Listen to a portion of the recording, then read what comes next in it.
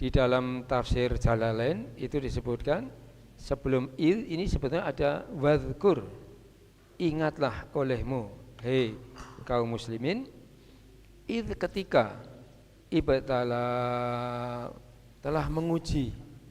Siapa yang telah menguji? Allah Subhanahu wa taala telah menguji Ibrahim. Jadi Allah Subhanahu wa taala itu Rabb, Tuhannya Ibrahim, menguji Nabi Ibrahim bikalimatin, dengan berbagai kata. Ini ujian-ujian. Nabi Ibrahim itu ujiannya banyak. Diuji menghadapi Raja Namrud. Lalu Nabi Ibrahim dibakar di api yang sangat besar. Tapi Allah berfirman kepada api, ya naru, hei api, kuni bardan, jadilah kamu dingin. Wassalaman ala Ibrahim, dan keselamatan untuk Ibrahim. Jadi Nabi Ibrahim dari api yang sangat besar, orang-orang itu kepanasan, semuanya kepanasan. Sehingga Nabi Ibrahim dilempar ke dalam api itu dari jarak yang jauh karena apinya panas. Jadi seperti pakai ketapel itu, Nabi Ibrahim sebagai batunya yang dilempar, melempar dari jauh langsung masuk api. Blung. Tapi api itu bagi Ibrahim dingin, malah kedinginan dia. Di dalam api itu kedinginan. Masya Allah. Nah, inilah mukjizat dari Allah. Mukjizat diberikan kepada Ibrahim, apinya dingin karena perintah Allah, ya naru, hei api, kuni, jadilah kamu bardan, dingin. Wassalaman ala Ibrahim, keselamatan untuk Ibrahim. Terus Nabi Ibrahim diuji dengan sampai tua belum dikaruniai anak. Nabi Ibrahim mendapatkan istri, yang istri pertama siapa? Sarah. Ya, lama enggak dikasih anak. Terus Sarah memberi saran kepada Ibrahim, mas, kamu kawini saja ini pembantu kita ini, Siti Hajar. Nah, lalu diikuti sarannya, menikah dengan Siti Hajar. Terus malah Siti Hajar ini oleh Allah diberi kemampuan untuk hamil duluan. Siti Hajar hamil duluan. Lalu Sarah ini ya wajar cemburu. Lalu Allah memerintahkan, hei Ibrahim, bawa istrimu Siti Hajar dan anakmu Ismail ini ke lembah yang tidak ada tanaman, tidak ada air, yaitu di Mekah. Ibrahim ini tinggalnya di Palestina, harus jalan kaki dari Palestina ke Mekah. Masya Allah, terima kasih. Ya, saya juga minta kopi dikit. Ya. Jalan kaki ke Mekah, jauh. Sampai di Mekah, lalu Allah memerintahkan tinggalkan Hajar dan Ismail di Mekah. Masya Allah, Ibrahim lalu kembali ke Palestina. Nah, jadi Siti Hajar waktu itu, loh ini kenapa ini aku kok ditinggalkan sama Ismail di sini? Siti Hajar menanyakan, apakah ini perintah Allah? Ibrahim mengatakan, ya, ini perintah Allah. Oh ya, kalau begitu Allah pasti menjamin hidupku dan anakku Ismail. Ibrahim kembali ke Palestina, menemui istrinya Siti Sarah. Lalu nanti di masa tuanya Allah juga mengaruniakan anak dari Siti Sarah, yaitu Ishak. Jadi Nabi Ibrahim itu dikaruniai dua anak Nabi semua, Ismail dan Ishak. Dari Ishak ini nanti lahirlah Yakub. Dari Yakub lahirlah Yusuf. Dari Yusuf terus lahirlah Nabi Musa dan terus seluruh rasul-rasul itu dari jalur Ishak. Sejak Nabi Ibrahim sampai Nabi Isa alaihi wassalam itu dari jalur Ishak semua. Tapi Allah Subhanahu wa taala menurunkan rasul terakhir, yaitu Rasulullah Muhammad SAW, dari jalur Ismail. Jauh itu turun. Nah, jadi Masya Allah. Jadi Ibrahim ini bapak para nabi-nabi. Nah, ujiannya banyak dan lulus semua. Masya Allah, lulus semua. Ujian apapun lulus. Nah ini. Jadi Ibrahim ini ibtala telah menguji sapa Allah Rabbuhu, Tuhan Ibrahim, kepada Ibrahim bikalimatin dengan berbagai ujian fa'atammahun, maka Ibrahim lulus semua, menyempurnakan ujiannya tadi. Qala, lalu Allah berfirman, ini sungguh aku Allah ja'iluka, menjadikan engkau hai Ibrahim imaman, pemimpin, linnasi, bagi umat manusia. Masya Allah. Jadi Ibrahim ini pemimpin bagi umat manusia karena apa? Karena Ibrahim ini manusia yang sangat berkualitas. Semua ujiannya lulus. Nah, ini suatu pelajaran bagi kita, bagi memilih pemimpin itu harus berkualitas. Nah, ini bukan karena keturunan, bukan karena nepotisme. Nah, ini. Jadi kalau nepotisme itu menzolimi banyak orang. 200 juta Indonesia dizolimi oleh pemimpin yang nepotis. Karena pemimpin itu harus berdasarkan ujian-ujian, prestasi-prestasi, kemampuan-kemampuan. Jadi pemimpin itu harus dua, punya capability, kemampuan, dan punya legitimasi, diterima oleh umat, dan punya kemampuan yang mumpuni. Nah, ini. Jadi ini dari ayat ini sudah ada isyarat bagaimana memilih pemimpin. Qala, berfirman Allah, ini sungguh aku ja'iluka, aku menjadikan engkau Ibrahim linnasi, untuk umat manusia, imaman, sebagai pemimpin. Qala, lalu Ibrahim berdoa kepada Allah, wa min dzurriyyati, ya Allah, jadikan juga pemimpin itu bukan hanya diriku tapi juga dzurriyyati, dzurriyahku, anak-anak cucuku, keturunanku sampai ke bawah. Nah, ini dikabulkan oleh Allah dengan rasul-rasul itu keturunan Ibrahim semua. Dari Ishak sampai Rasul sampai Nabi Isa, lalu dari Ismail muncullah Rasulullah Muhammad sallallahu alaihi wasallam. Kita ini semuanya keturunannya umat Nabi Nuh. Karena waktu itu yang selamat hanya yang ada dalam kapal, 80 orang. Terus kapal Nabi Nuh itu dalam riwayat ada tiga tingkat. Tingkat paling bawah untuk hewan-hewan, tingkat 2 untuk manusia, tingkat paling tinggi untuk burung-burung. Nah, terus hewan-hewan itu kan ada kotoran. Tiap makan menjadi kotoran. Bagaimana kotoran? Allah memerintahkan, hei Nabi Nuh, pegang seekor gajah. Ekor gajah dipegang, lalu dari ekor gajah, lalu dari gajah tadi lahirlah tikus-tikus. Lalu tikus-tikus itu memakan seluruh kotoran-kotoran hewan tadi. Nah, jadi tidak ada kotoran yang harus dibuang ke laut. Nah, itu ada dalam YouTube, itu saya mendengar, oh ternyata inilah mukjizat Allah. Nah, jadi kita ini semua keturunan umat Nabi Nuh yang 80 orang itu. Terus di akhir ayat Allah berfirman, qala, berfirman Allah, la yanalu ahdi zalimin, tidak termasuk orang-orang yang zalim dalam janjiku ini.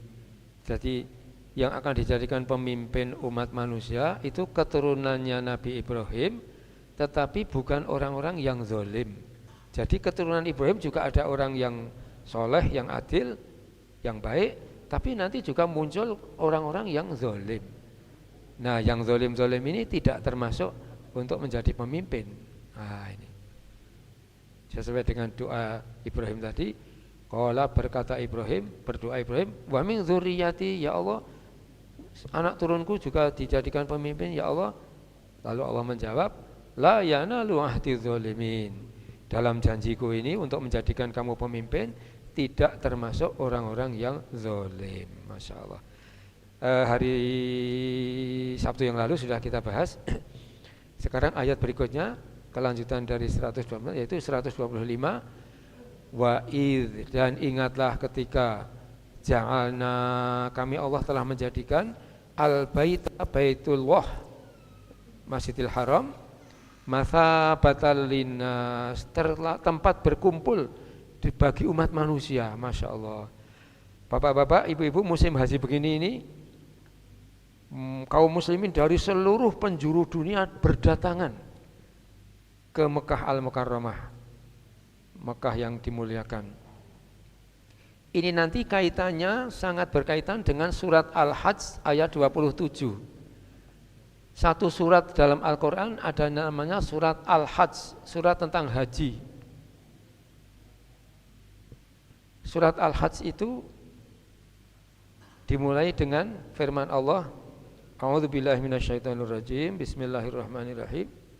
Ya ayyuhan nasu taqu rabbakum inna zalzalatas sa'ati syai'un 'adzim. Yauma tarawunaha tadhhalu kullu murdi'atin amma arda'at wa tad'u kullu dzati hamlin hamlaha wa taran nasa sukara wa ma hum bisukara walakinna 'adzaballahi syadid. Ayat pertama surat Hajj itu menjelaskan tentang gonjang-ganjing hari kiamat. Ya ayuhan nas, wahai manusia, ittaqu rabbakum, bertakwalah kamu sekalian kepada Tuhanmu.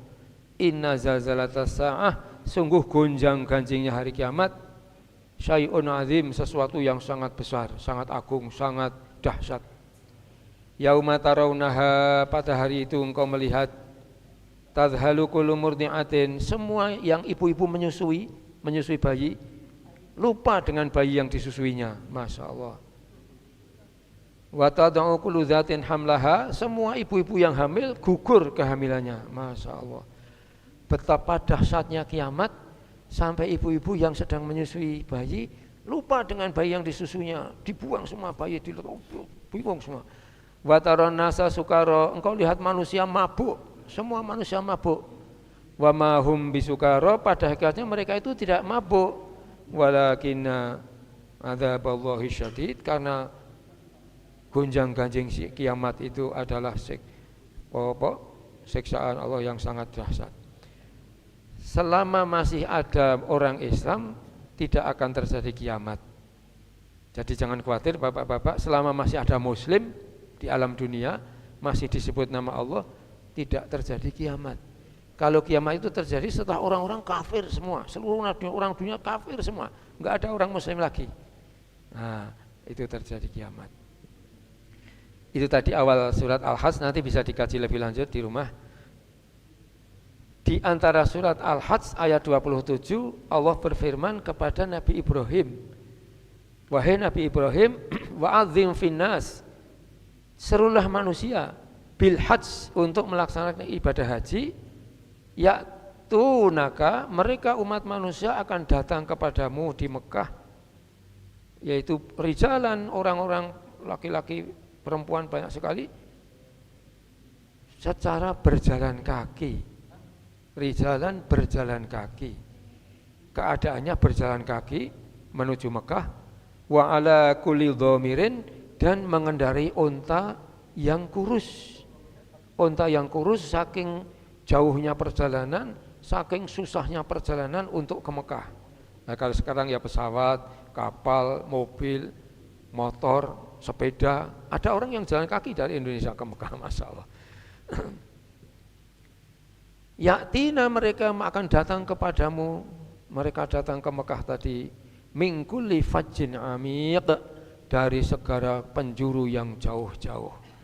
Masya Allah. Jadi Rasul Ibrahim mengatakan, ya Allah, suaraku ini kecil, wahai manusia, datanglah ke Mekah melaksanakan ibadah haji. Ya Allah, suaraku kecil. Lalu Allah berfirman, hei Ibrahim, jangan khawatir, walaupun suaramu kecil, aku Allah yang akan menyampaikan suaramu ke seluruh umat manusia di seluruh dunia. Nah, ini diterangkan oleh Gus Baha dalam YouTube-nya itu.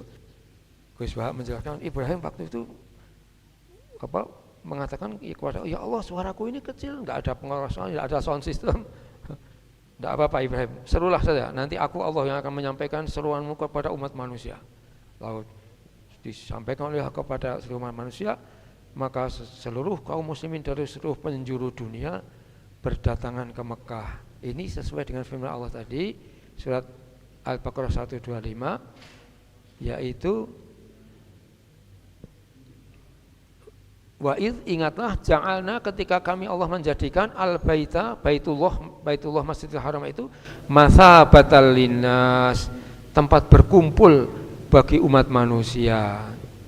Wa amna, dan tempat yang aman. Tempat yang aman. Siapa yang berada di Mekah, dia akan merasa aman. Wattakhidhu, dan jadikanlah maqami Ibrahim. Ini ungkapan kata kerja ittakhadha itu kaitannya dengan min. Seperti kalau bahasa Inggris listen to, come from, in front of, dan sebagainya. Itu ada satu rangkaian yang melekat. Jadi kalau wattakhidhu ini pakai min. Wattakhidhu mim maqami Ibrahim musholla, dan jadikanlah maqam Ibrahim tempat sholat. Maqam Ibrahim itu tempat berdiri.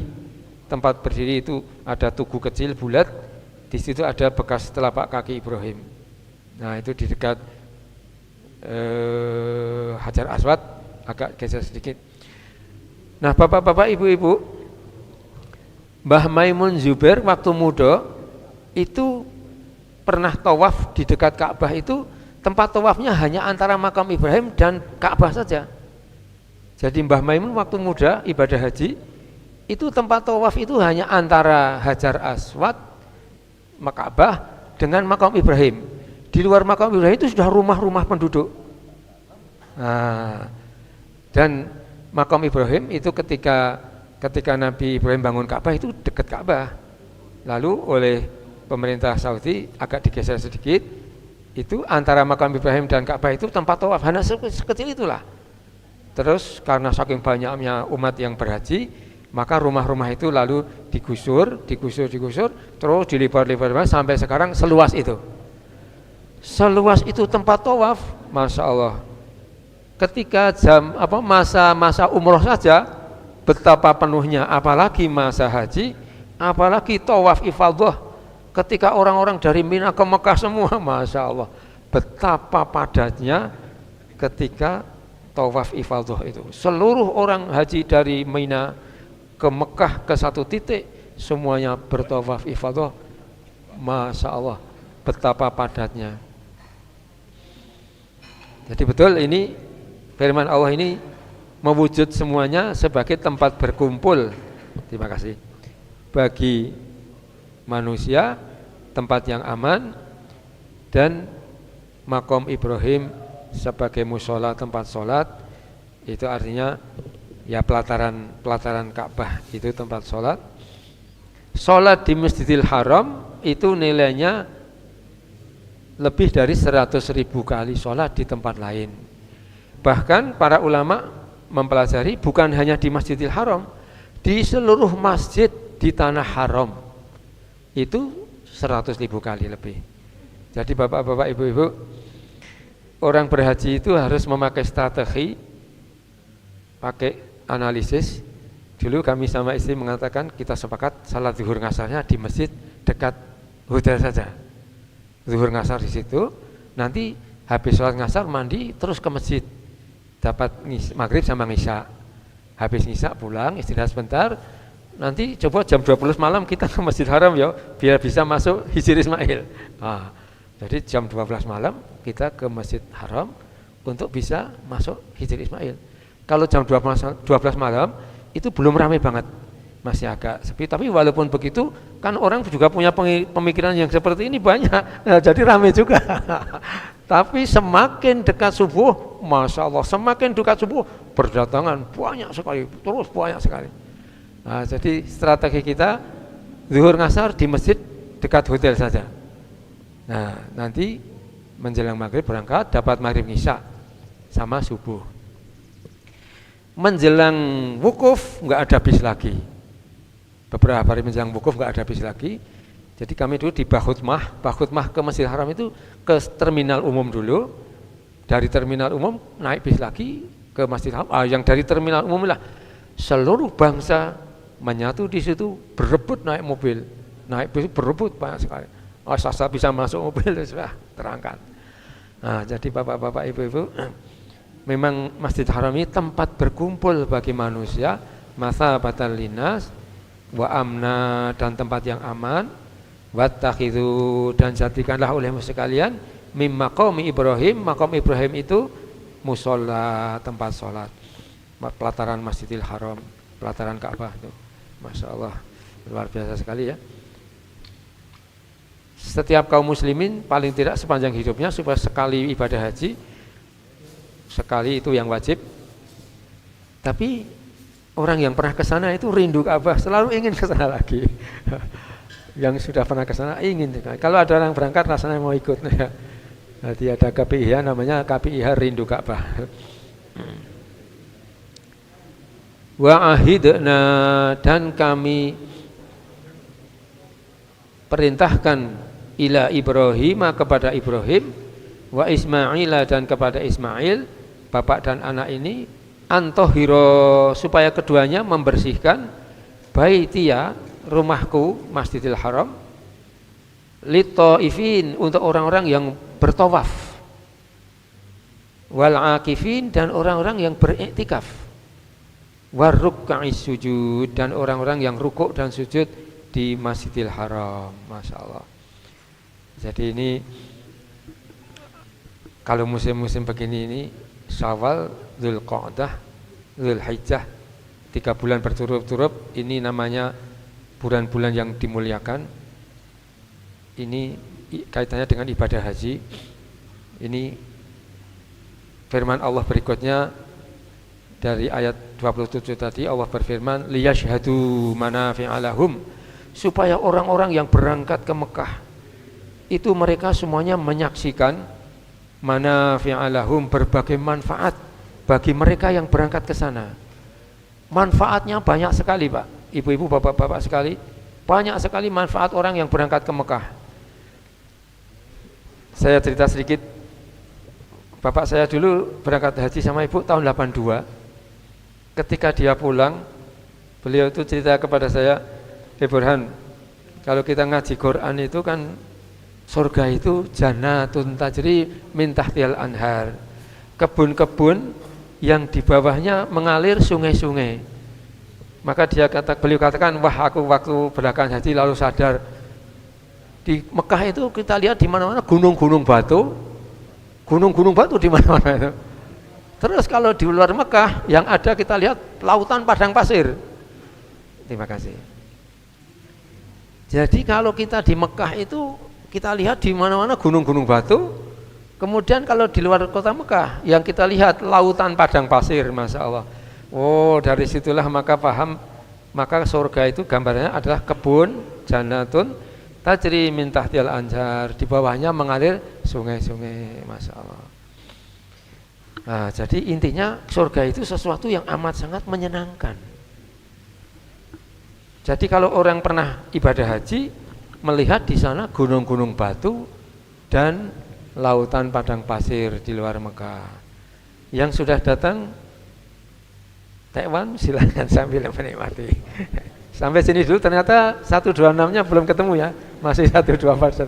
Ya enggak apa-apa, kita mengulang yang lalu. Silakan. Yuk, terima kasih. Enggak pakai sambal. Berapa sambal? Saya nambahkan ini, ya, saya sesuai lagi dengan pesan yang di WA ini ya, oleh Pak Burhan ya. Ya. Jadi Al-Baqarah 126 ya. Nah, 126 ya? Ya mau 26 tapi belum sampai. Belum sampai ya? Ya, enggak apa-apa. Enggak apa-apa ya. Saya nambahkan saja ya.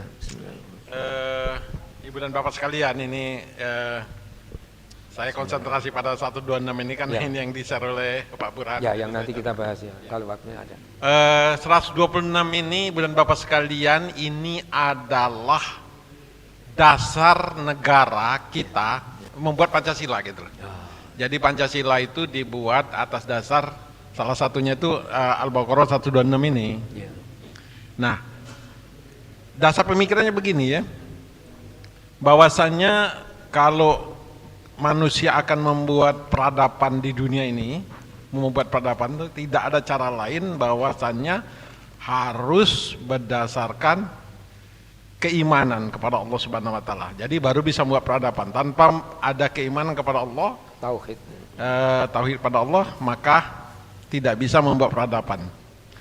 Nah, ayat Al-Quran itu seperti kita ketahui adalah Al-Baqarah 126 ini adalah bagian daripada ayat Allah, sementara Pancasila itu merupakan produk budaya politik Indonesia yang dibuat atas dasar salah satunya Al-Baqarah 126 ya. Jadi Mungkin ketuhanan yang Maha Esa. Iya, ketuhanan Maha Esa. Mungkin kita dulu waktu masih kecil-kecil inget lah ya bahwasannya sejarah tentang pembuatan Pancasila apa segala macam. Nah, yang buat Pancasila itu orang Islam semua ya, tokoh-tokoh Islam semua.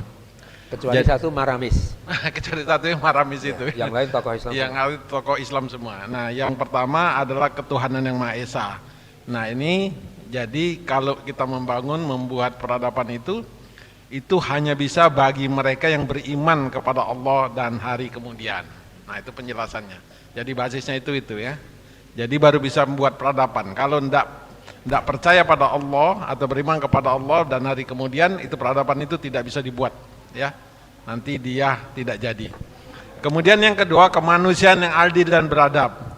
Nah, ini sesuai dengan petikan dari ayat ini ya. Dan berikanlah rezeki kepada penduduknya, maksudnya sebagian daripada ini ya. Nah, jadi di sini dijelaskan bahwa pembagian rezeki itu bukan hanya kepada orang Islam, tapi kepada semua makhluk Allah yang ada di bumi. Yang ketiga, persatuan Indonesia ya. Nah, ini kutipan cuplikan ayat ini, jadikanlah negeri ini negeri yang aman. Ya, negeri yang aman, baldatun thayyibatun wa rabbun ghafur. Nah, itu bagian itu kan. Nah, jadi kutipan dari sini. Jadi memang menarik ini ya. Jadi doa Nabi Ibrahim yang mengatakan agar menjadikan negeri ini negeri yang aman, yang dijelaskan oleh Ustaz Bodan tadi, Mekah tadi, negeri aman tadi, baldatun thayyibun wa rabbun ghafur tadi. Nah, itu juga menjadi falsafah negara kita. Ya. Ada Pancasila ini ya. Nah, itu. Kalau bersatu mesti aman. Iya, bersatu bagi aman ya. Persatuan tadi ya. Nah, yang keempat, kerakyatan dipimpin oleh hikmah kebijaksanaan ya. Dan doa Nabi Ibrahim ini adalah bentuk aspirasi bagaimana memimpin masyarakat ini secara spiritual berbasis keimanan kepada Allah Subhanahu wa taala. Jadi pemimpin yang bijak, spiritual dan berorientasi kepada umum itulah yang dituntut oleh negara kita. Terus yang terakhir adalah keadilan sosial bagi seluruh rakyat Indonesia. Nah, ini kutipan ayat ini, aku beri kesenangan rezeki kepada orang kafir pun ya, kemudian Allah paksa dia ke neraka. Jadi kutipan ini ya. Nah, jadi kalau kita lihat begini ya lebih mudah. Sebetulnya tafsir ini luas ya, ada tafsir dari segi sosial, tafsir dari segi politik, tapi tafsir dari segi ekonomi, tapi di sini terlalu luas, jadi saya kaitkan aja dengan falsafah negara kita ya. Nah, jadi ibu dan bapak sekalian, jadi kalau ada orang menolak Pancasila ini, walaupun ini produk politik kita ya, budaya Indonesia, nah orang itu tidak belajar sejarah ya, tidak belajar sejarah. Nah, orang tidak belajar sejarah itu saya kira orang yang ya termasuk terkebelakang di dalam mengembangkan peradaban itu. Jangan sekali-sekali. Itu yang katakan Ustaz Burhan tadi, yang membuat Pancasila itu cuma satu orang yang non Islam, yang lainnya Islam semua. Yang ya? non Muslim satu. Ya cuma satu orang aja, Maramis itu ya. Nah, yang lainnya Islam sekali. Jadi kalau kita sudah melihat begitu, wah hebat sekali ya, hebat sekali negara kita nih. Negara kita nih secara konseptual bagus sekali, ya, bagus dan sangat hebat. Nah, yang jadi masalah itu adalah operasionalnya ya. Nah, itu saja tambahan daripada saya, walaupun saya mohon maaf Pak Burhan ya, dului Pak Burhan belum yang 126 ini, tapi karena dipesan di sini 126, saya konsentrasi 126 itu. Nanti sampai ke sana. Nah, itu tambahan saja. Terima kasih. Ya, tuh, sudah. Ya, terima kasih. Jadi sambil menikmati silahkan Bapak-bapak. Jadi tadi siapapun yang berangkat ke sana, liyashhadu, mereka akan mendapatkan manfaat-manfaat, manafi'a lahum, manfaat yang sangat banyak. Cerita lagi dulu saya ada guru di madrasah Tsanawiyah ketika saya masih sekolah. Pak guru tadi itu pulang dari haji, lalu dia cerita lagi, anak-anakku, waktu saya sholat di pelataran Masjidil Haram, pelataran Ka'bah, selesai sholat kan ditutup dengan salam, Assalamualaikum warahmatullahi. Assalamualaikum warahmatullahi. Saya lalu melihat ke atas, gunung-gunung batu tadi, gunung-gunung batu, gunung-gunung batu. Terus beliau, namanya Pak Jindar, orang itu nama Pak Jindar, dia lalu ingat, Masya Allah, Rasulullah Muhammad SAW itu menebarkan agama Islam seorang diri, Rasul menjadi Rasul, terus diperintahkan untuk berdakwah, menerangkan Islam kepada umat manusia sendirian di daerah yang isinya gunung-gunung batu dan lautan padang pasir, orangnya keras-keras. Lalu teringat perjuangan Rasul. Ingat perjuangan Rasul. Jadi orang yang berangkat ke Mekah itu akan lebih mengenal tentang perjuangan Rasul, kehidupan Rasulullah Muhammad SAW. Disinilah Rasul pertama kali dilahirkan, disinilah Rasul diangkat menjadi utusan Allah, yaitu di Gua Hira pada tanggal 17 Ramadan ditemui malaikat Jibril. Disinilah Rasul mulai berdakwah. Yang menerima Islam pertama kali adalah istrinya, yaitu Siti Khadijah. Berikutnya dari kalangan bapak-bapak Abu Bakar, dari kalangan pemuda Ali bin Abi Thalib. Terus berdakwah terus, akhirnya semakin banyak. Ada kisah yang sangat menarik bapak-bapak, ibu-ibu, bagaimana Abu Bakar menjadi sahabat Rasul yang selalu yakin apa yang disampaikan Rasul itu dari Allah. Pernah disampaikan oleh Ustadz ketika ngisi tausiah takziah di rumah Profesor Arsyad. Saya masih ingat ceritanya. Jadi suatu ketika Abu Bakar itu bermimpi, ada mimpi yang terjadi pada waktu Abu Bakar tidur. Abu Bakar tidak pernah bercerita kepada siapapun tentang mimpi tersebut. Nah, ketika Abu Bakar ini bertemu dengan Rasulullah Muhammad, waktu itu belum jadi Rasul, itu Rasulullah itu menanyakan, wahai saudaraku Abu Bakar, bagaimana dengan mimpimu yang begini itu? Masya Allah. Jadi Abu Bakar ini tidak pernah bercerita kepada siapapun, tetapi Rasulullah mengetahui mimpi Abu Bakar. Nah, dari situlah lalu Abu Bakar yakin bahwa Rasulullah ini bukan sembarang orang, tetapi mendapatkan wahyu dari Allah.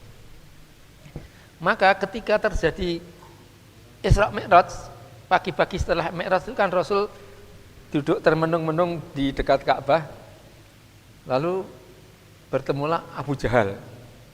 Kan Abu Jahal pamannya ya. Wahai, ngapain kamu di sini? Nah, terus Rasul mengatakan tadi malam begini. Oh, kalau gitu kukumpulkan orang-orang, banyak saya berkumpul di bukit Sofa atau Marwah itu, berkumpul di dekat situ. Nah, lalu Rasul bercerita, tadi malam aku dijalankan Allah begini saat itu. Nah, waktu itu Abu Bakar itu tidak hadir, Abu Bakar tetap di rumahnya. Nah, lalu tokoh-tokoh kafir Quraisy berusaha untuk menjatuhkan kredibilitas Rasul. Mereka coba menemui Abu Bakar. Kalau Abu Bakar ini enggak percaya dengan Rasul, maka orang-orang akan ikut enggak percaya. Tapi lalu mereka berusaha untuk menemui Abu Bakar. Nah, lalu Abu Bakar menanyakan, waktu di sana tadi itu Muhammad Rasulullah itu cerita apa? Semua begini. Lalu Abu Bakar mengatakan, oh, kalau yang cerita itu Muhammad, lebih dari itu pun aku percaya. Nah, ini makalah disebut As-Siddiq ini. Abu Bakar lalu digelar As-Siddiq, orang yang selalu membenarkan Rasul. Jadi Abu Bakar mengatakan, oh, kalau yang diceritakan itu oleh Muhammad, lebih aneh dari itu pun aku percaya. Wah, itu Masya Allah. Inilah Abu Bakar luar biasa sekali. Kenapa? Karena Abu Bakar pernah menghayati, dia tidak cerita apapun tentang mimpinya. Rasul mengatakan, wahai Abu Bakar, bagaimana dengan mimpimu yang begini? Loh, nah itu berarti Rasul ini orang yang mendapatkan wahyu dari Allah. Nah, jadi luar biasa sekali. Orang yang berangkat ke Mekah itu akan melihat berbagai manfaat, di antaranya perjuangan Rasul tadi. Terus kemudian yang kedua, orang yang berangkat ke sana akan juga lebih mengenal perjuangan keluarga Ibrahim. Nabi Ibrahim, Ismail, Siti Hajar, kan di sana itu napak tilas perjuangan keluarga Ibrahim. Sa'i itu Safa Marwah, ini Bunda Hajar, Siti Hajar mencari air untuk Ismail yang kehausan. Dari Bukit Safa ke Marwah berlari-lari, bahkan sampai ada lampu hijau itu lari kita ya, lari-lari kecil, bolak-balik. Kemudian Bunda Hajar diganggu oleh setan, jangan disembelih itu anak kok disembelih. Setan menghalang-halangi, oleh Bunda Hajar ambil batu dilempar itu setan.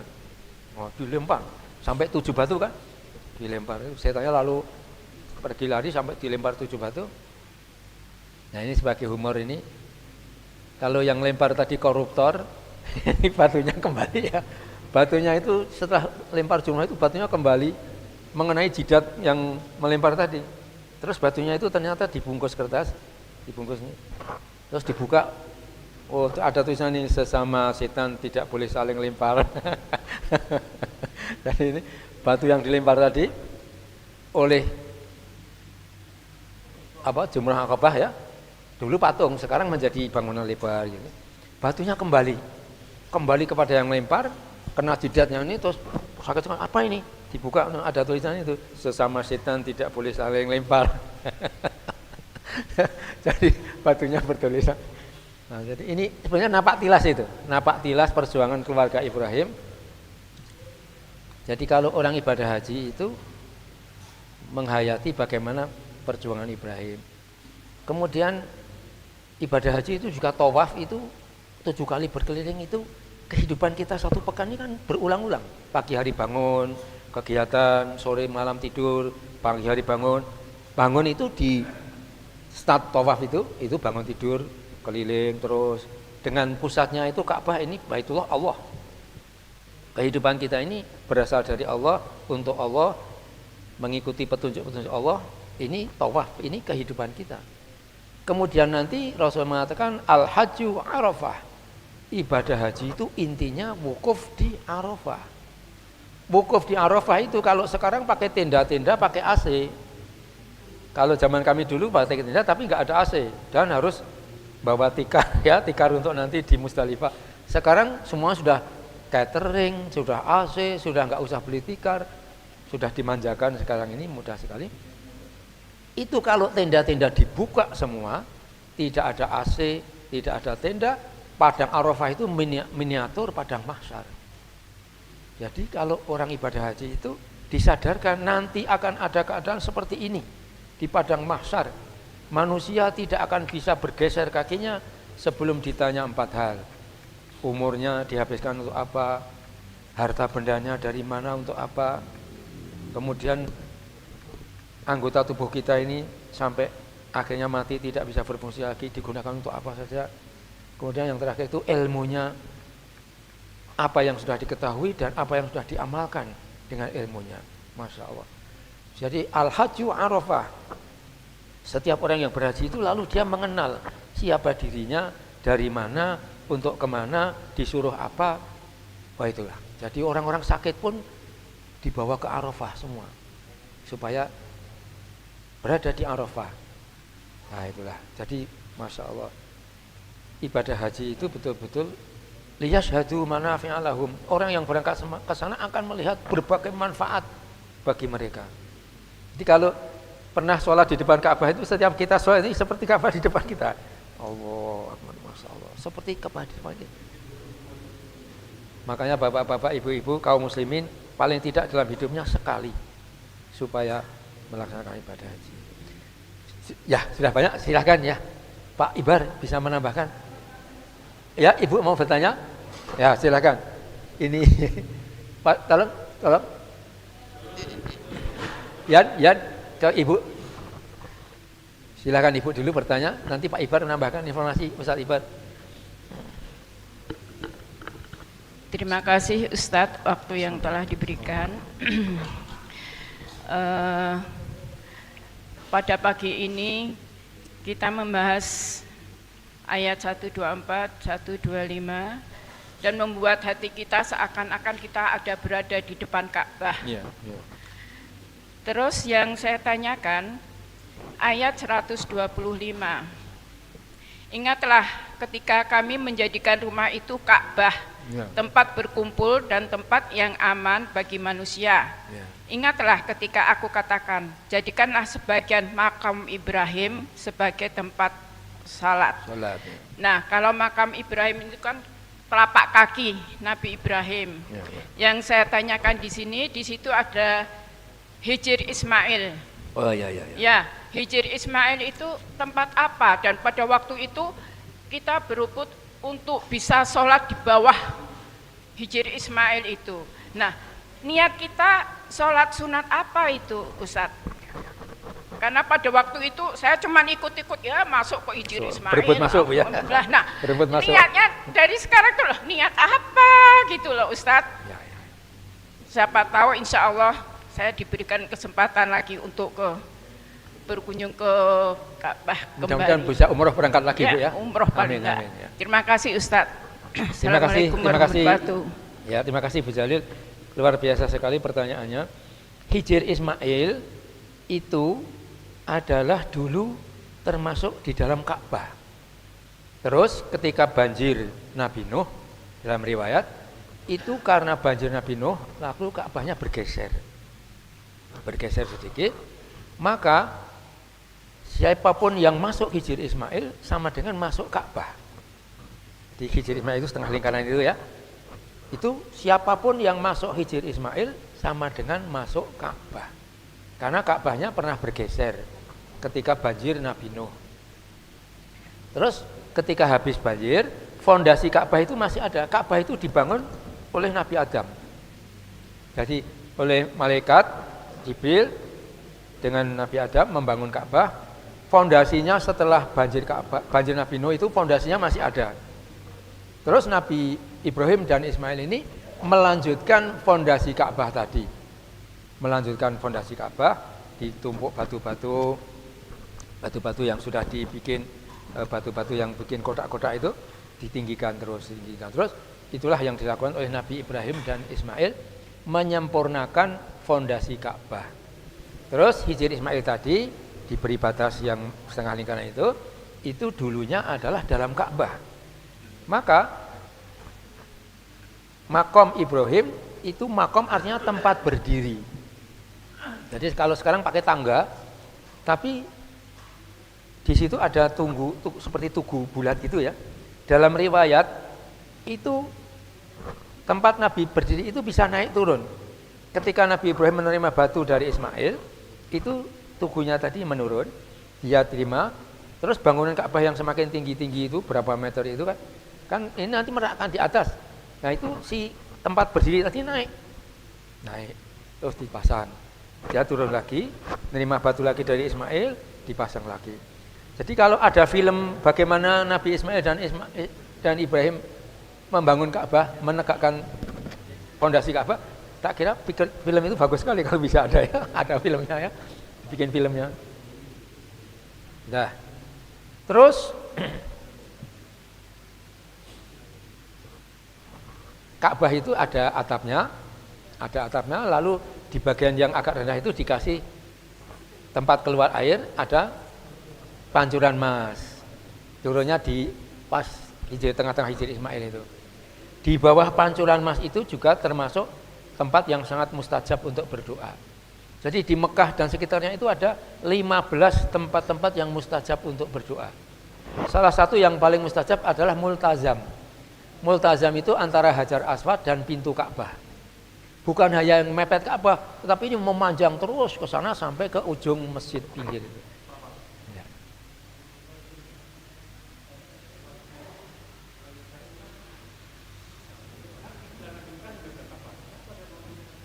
Apanya? Berapa? Berapa itu ya? Jadi Nabi Ibrahim itu tingginya 27 meter. Oh, begitu ya. Oh. Ya. Jadi tinggi Ka'bah seperti yang Pak Joko itu 27 meter ya. tingginya Nabi Ibrahim 27. Jadi nanti ini penafsiran atau pemahaman para ulama mungkin beda-beda, bisa saja. Jadi karena peristiwanya itu sudah masa lalu pemahaman ulama beda-beda, tidak apa-apa. Kita pokoknya kalau ada informasi namanya fikih, namanya pemahaman itu beda-beda, kalau suruh buktikan susah kita. ya, jadi mungkin memang ada penafsiran berbagai, itu wajar-wajar saja. Jadi kalau nabinya itu tingginya 27 meter, apa ya betul? Karena pohon kelapa itu 10 meter saja setinggi itu ya. Jadi mungkin Pak Ibar ada informasi. Nah, kemudian yang kedua tadi pertanyaan Ibu Jaya tadi tentang sholat di Hijri Ismail, sholat apa? Sholat mutlak. Sholat mutlak. Sholat mutlak itu pokoknya sholat 2 rakaat menyembah Allah. Nah, sudah. Jadi sholat mutlak. Ya. Jadi sholat di Hijri Ismail sholat apa? Sholat mutlak. Sholat pokoknya menyembah Allah 2 rakaat. Ya. Pak Ibar bisa menambahkan informasi? Silakan. Baiklah, terima kasih. Wassalamualaikum warahmatullahi wabarakatuh. Waalaikumsalam. Baiklah, kami ingin memberikan tanggapan mengenai di ayat 129 di surah Al-Baqarah, sebagaimana dulu pernah kami sampaikan, yang ayatnya berbunyi Rabbana wab'ats. Rabbana wab'ats fihim rasulam minhum yatslu alaihim ayatika wa yu'allimuhumul kitaba wal hikmah wa yuzakkihim innaka antal azizul hakim. Nabi Allah Ibrahim dan Nabi Allah Ismail alaihi wasallam berdoa setelah mereka berdua baru saja memperbaiki bangunan Ka'bah. Lantas Nabi Allah Ibrahim berdoa agar meminta kepada Allah diutus seorang rasul dari kalangan mereka sendiri, yang seorang rasul itu nanti akan mengajarkan kepada mereka, yang membacakan kepada mereka ayat-ayat Allah dan mengajarkan tentang hikmah. Lalu apa kaitannya?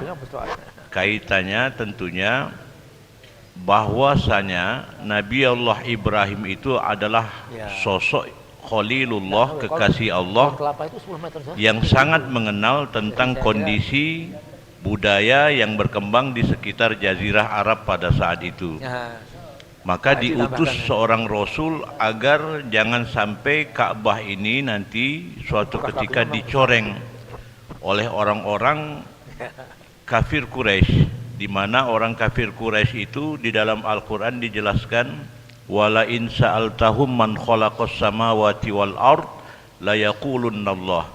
Apakah mereka tidak percaya kepada Allah? Maka mereka sangat percaya kepada Allah. Buktinya ketika mereka ditanya tentang siapakah yang menciptakan bumi dan langit ini, maka mereka menjawab, la yaqulunallah. Muhammad, kami tahu yang menciptakan bumi dan langit ini adalah Allah, kata mereka. Lalu ayat yang lain menjelaskan, kalau mereka meyakini Allah lah yang menciptakan bumi ini, mengapa mereka masih menyembah patung seperti Lata, Uzza, Manat dan Hubal?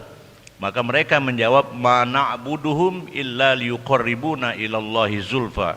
Kami tidak menyembah patung Muhammad, akan tetapi patung itulah yang akan mendekatkan diri kami kepada Allah sedekat-dekatnya. Maka dari itu Al-Quran menjelaskan, wa minan nas, sebagaimana Imam tadi menyampaikan, Ustaz Nur Muhammad, wa minan nasi may yattakhidhu min dunillahi andada yuhibbunahum ka hubbillah walladzina amanu asyaddu hubban lillah. Dan di antara manusia-manusia itu ada yang menjadikan tandingan-tandingan selain daripada Allah, sementara orang yang beriman itu cintanya hanya kepada Allah Subhanahu wa taala. Maka keadaan seperti ini diketahui oleh Allah karena Allah yang buat skenario, dan Allah Subhanahu wa taala sendiri yang menginginkan agar Nabi Allah Ibrahim berdoa kepada Allah agar diutus seorang rasul, yaitu Nabi Muhammad SAW, agar nanti di suatu saat kelak kita dapat membedakan yang mana menjadi bagian daripada sunnah, yang mana yang menjadi bagian daripada di luar daripada itu. Sebab ini berkorelasi sekali Pak, dari setiap rangkaian ibadah haji tadi yang sudah disampaikan, banyak diantaranya masih mewarisi sifat-sifat jahiliyah, Kalau dulu kalau jemaah haji bahkan di Indonesia itu kalau pulang dari haji tidak ada hebat hajinya kalau tidak memotong bagian daripada kiswah. Pertama menunjukkan bahwasannya mereka sudah pergi haji, lalu sebagian di antara mereka menjadikan itu azimat. Maka di sini barulah diklarifikasi di dalam Al-Qur'an surah Al-Hajj tadi sudah disampaikan bahwasanya zalika wa may yu'azzim hurumatillah fahuwa khairul lahu inda rabbi. Barang siapa yang mengagungkan siapa saja atau apa saja yang terhormat di sisi Allah, maka yang demikian itu adalah lebih baik di sisi Tuhannya. Yang artinya barang siapa yang mengagungkan, termasuk kita mengagungkan Nabi kita Muhammad SAW, itu adalah lebih baik di sisi Tuhannya. Termasuk juga adalah bulan-bulan haram yang dijelaskan, termasuk bulan Dzulqa'dah saat ini, Zulhijjah nanti, kemudian Muharram dan Rajab adalah bulan yang dihormati dan diagungkan oleh Allah. Lalu berkaitan dengan masalah kegiatan aktivitas yang menjadi patokan buat kita adalah ketika dari agama lain memberikan kalimat yang menyudutkan bagi orang-orang yang mungkin barangkali belum tepat untuk menjawab ketika mereka bertanya dan saat mereka dituduh mengapa mereka menyembah dalam bentuk patung. Lalu mereka juga menjawab, lalu begitu mengapa orang Islam menyembah batu hitam yang besar? Apa bedanya antara mereka sama kami? Maka dijawab oleh Al-Quran surah Al-Hajj ayat 32, zalika wa ma yu'azzim sya'airallah fa innaha min taqwal qulub. Barang siapa yang mengagungkan syiar-syiar Allah, jadi termasuk Ka'bah, termasuk tawaf, sa'i dan lain sebagainya adalah merupakan bagian daripada sesuatu yang mestinya kita agungkan, maka itu sebenarnya adalah timbul dari ketakwaan hati kita, bukan menjadikan hal itu sebagai sesuatu yang mendatangkan kekuatan atau kehebatan. Mungkin itu Pak Jin. Terima kasih. Assalamualaikum warahmatullahi wabarakatuh. Terima kasih Ustaz Ibar. Jadi siapa yang mengagungkan syiar Allah itu dari ketakwaan hati kita, termasuk ibadah haji, tawaf, sa'i dan sebagainya, termasuk takbiran itu. Bertakbiran kita menjelang Idul Adha. Kalau Idul Adha itu takbirnya 5 hari, Pak. Takbiran Idul Adha itu mulai hari Arafah sesudah subuh mulai bertakbir. Terus nanti Idul Adhanya, terus 3 hari tasyrik. Jadi betapa agungnya Idul Adha. Sampai 5 hari takbirannya. Nah, jadi itu siapa yang terus bertakbir mengagungkan Allah itu dari ketakwaan hati, ketundukan hati kepada Allah SWT. Terima kasih. Pak Haji Ambali, ada informasi yang bisa ditambahkan? Waktu ya nanti kita sambung lagi. Masih ini 126 ya. Jadi hari ini ternyata belum ketemu 126, tapi alhamdulillah terima kasih Prof. Edi Armanto, tadi sudah dimulai. Insya Allah yang akan datang 126. Tadi belum bisa diartikan 126-nya. Baru sampai 125 ngurang penjelasan Sabtu yang lalu. Sampai di sini dulu. Yuk, ada pertanyaan? Ya, silakan Ibu Ambali. Ada mic-nya. Waalaikumsalam. Kan dilahirkan dari seorang ayah yang menyembah berhala. Ya. Nama ayahnya itu Azar. Nah, di sini ada 2 pendapat, kayaknya ada namanya Tarikh. Mana yang benar itu nama ayah Nabi Ibrahim itu? Ya. Nah, dia dilahirkan oleh seorang ayah yang menyembah berhala. Ya. Nah, kapankah Nabi Ibrahim itu mulai masuk Islam? Kira-kira kan dari kecil tentu dia dilahirkan oleh seorang ayah non-muslim, tentu dia pengikut ayahnya. Kapan beliau itu masuk Islam dan siapa kira-kira yang membawanya menurut ajaran Islam? Terima kasih. Sebetulnya Ibu, ya terima kasih. Ini Mungkin jawabannya ditunda hari Sabtu depan. Oh iya. Bu, sabar. Ya. Waktunya sudah habis. Ya. Warahmatullahi wabarakatuh. Ya, nanti insya Allah Sabtu depan kita bahas.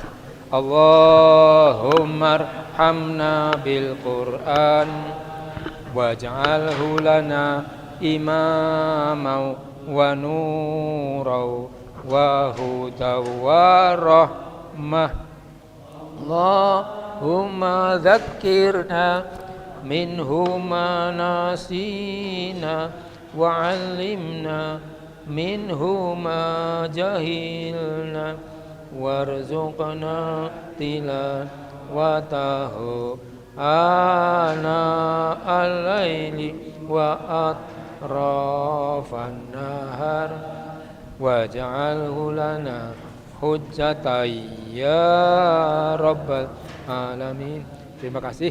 Subhanakallahumma wa bihamdika asyhadu an la ilaha illa anta astaghfiruka wa atubu ilaik.